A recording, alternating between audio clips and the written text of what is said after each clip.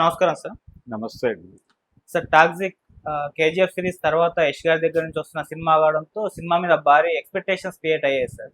మరి ఇవాళ రిలీజ్ అయింది కాబట్టి ఆ ఎక్స్‌పెక్టేషన్స్ రీచ్ అవ్వడంలో సినిమా సక్సెస్ సాధించిందా? లేదా కేజీఎఫ్ సిరీస్ తర్వాత యష్ గారి సినిమాతో సక్సెస్ చూసారా లేదా? మీ రివ్యూ ఏంటి సార్ ఈ సినిమా మీద? అంటే ఎక్స్‌పెక్టేషన్స్ మీట్ అవ్వటం అనేది అంత ఈజీ వ్యవహారం ఏమి కాదు. స్కేలింగ్ బాగుంది, విజువల్‌గా క్వాలిటీ బాగుంది.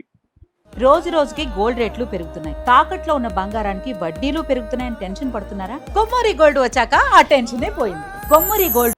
అలాగే ఎంత ఖర్చు పెట్టాలో అంత ఖర్చు పెట్టారు సినిమాకి. అంటే ప్రొడక్షన్ వాల్యూస్ అంటాం మనం, నిర్మాణ విలువలు అని తెలుగులో మాట్లాడతారు. ఈ నిర్మాణ విలువలు చాలా బాగున్నాయి.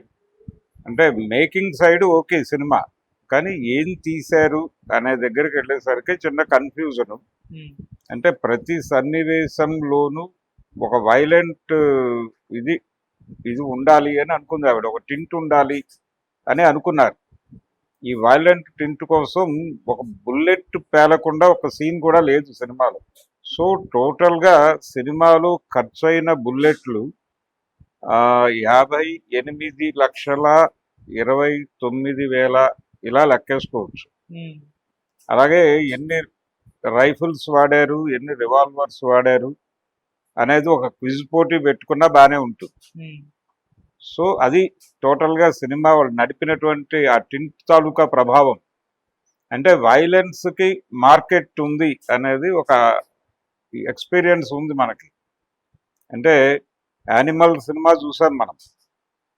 చాలా సినిమాలు రీసెంట్ టైమ్స్లో పాన్ ఇండియా సినిమా, అంటే పాన్ ఇండియా మార్కెట్ని కనెక్ట్ చేసుకోవాలంటే ఈ డోసేజ్లో వైలెన్స్ ఉండాలి అనేది ఒకటి ఫిక్స్ అయి ఉంది.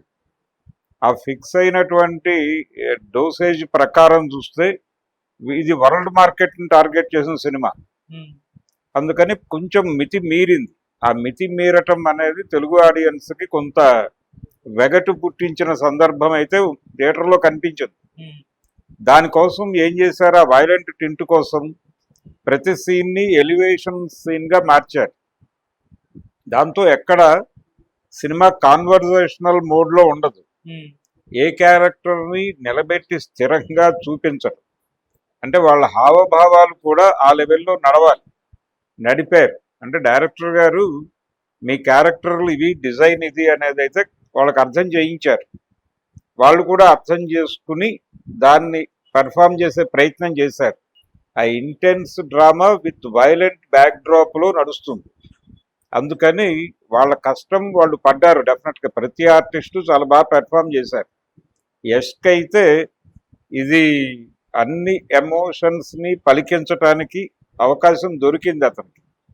కేజీఎఫ్లో గొడవ వేరు. కేజీఎఫ్లో యష్ క్యారెక్టర్తో పాటు ఇంకొక 7-8 క్యారెక్టర్లు బలమైన పాత్రలు ఉంటాయి.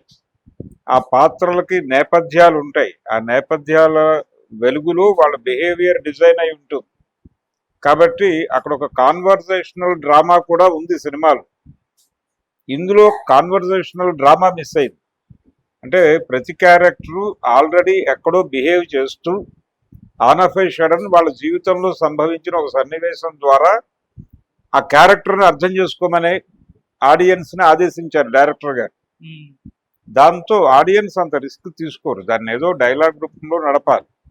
ఎప్పుడైతే ఈ వైలెంట్ టింట్తో నడుపుతూ వెళ్ళే క్రమంలో కాన్వర్జేషన్ అంతా కూడా ఎలా నడపాలి అనే దగ్గర కన్ఫ్యూజన్ వచ్చి కొంచెం పొయిటిక్ డోసేజ్ పెంచారు.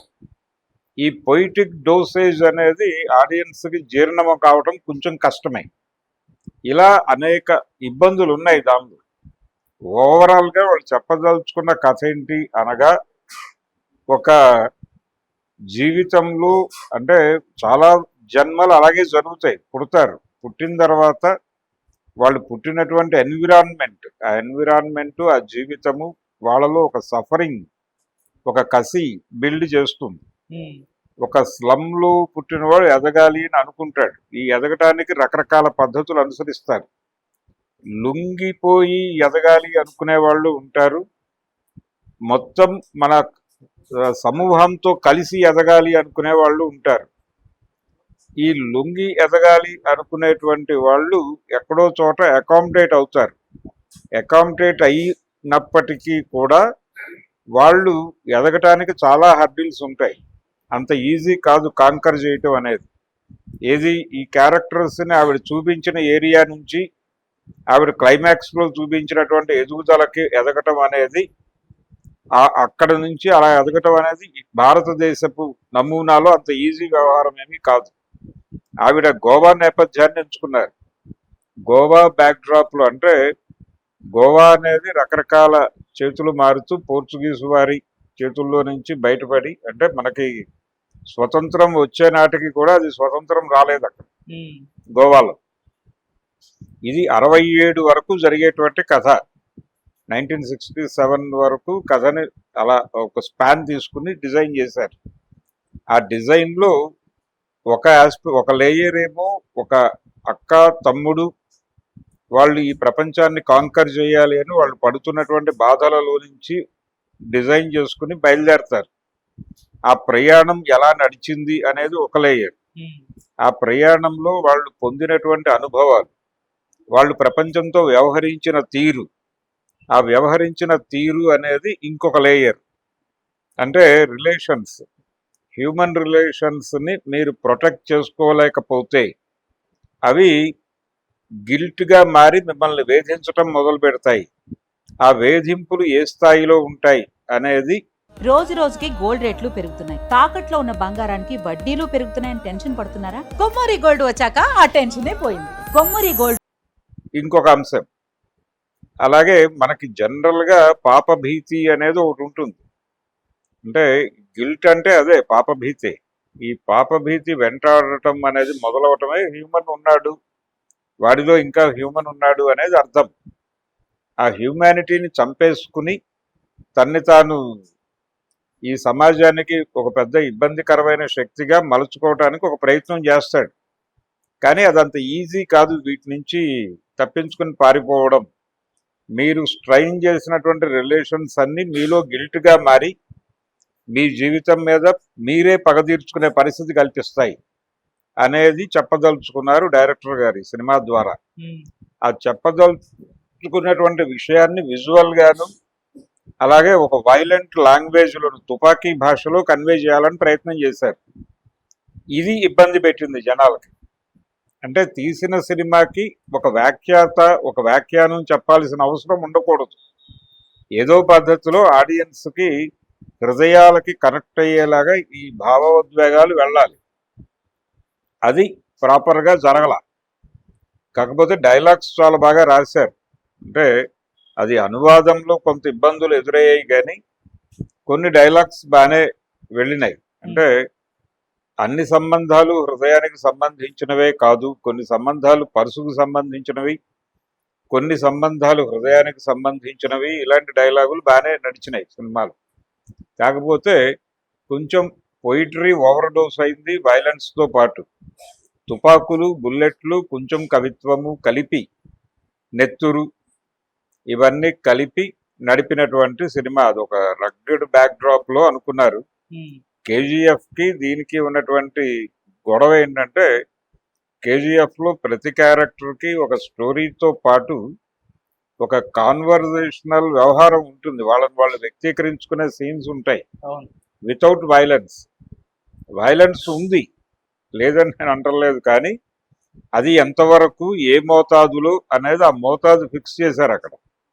ఇక్కడ ఆ మోతాదు ఫిక్స్ అవ్వకుండా ఇది మార్కెట్ డిమాండ్ మేరకు వెళ్ళారా, లేకపోతే వీళ్ళు కథ అనుకునేటప్పుడే ఆ డిజైన్లోకి వెళ్ళారా అనేది వాళ్ళకే తెలియాలి. జనరల్గా యశ్ను తీసుకోగానే అతనికి ఆల్రెడీ ఉన్నటువంటి మార్కెట్ని దృష్టిలో పెట్టుకున్నారు. ఆ మార్కెట్ని ఎన్హాన్స్ చేయాలనుకున్నారు. ఈ ఎన్హాన్స్మెంట్ కోసం గ్లోబల్ మార్కెట్ని టార్గెట్ చేశారు.